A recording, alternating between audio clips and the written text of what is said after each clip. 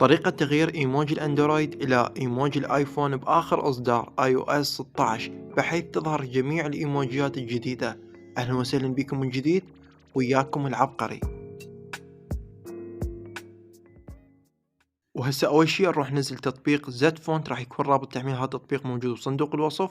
ندخل للتطبيق، بعد نضغط على كلمة اجري او اوافق، نضغط على كلمة اوكي، ننزل هنا للاسفل نروح على الايموجي، نضغط على الخيار اللي باللون الاخضر عرض الكل، بعد نختار اول شي iOS 16 مثل ما تشوفون حبايبي.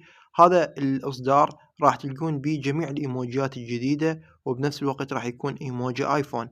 نضغط على كلمة داونلود اللي موجودة بالاسفل، وننتظر لحين ما يتحمل ويانا الايموجي. ومن بعد ما نزل ويانا اضغط على حرف الاي اللي موجود بالاعلى، واختار الجهاز الخاص بي. مثل ما تشوفون موجود عدة اجهزة، فانا جهازي انفينكس، راح اختار الانفينكس، واضغط على كلمة ابلاي اللي موجودة بالاسفل، واختار اول خيار، وهنا اضغط على هذا الخيار اللي باللون الاخضر.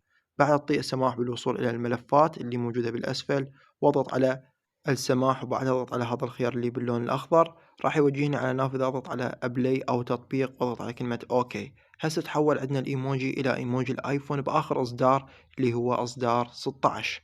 وبس يا حبايبي، اذا عجبكم هذا الفيديو لا تنسون دعموا المقطع باللايك وبالاشتراك. احبكم كلش هواية، واشوفكم بالفيديوهات الجاية.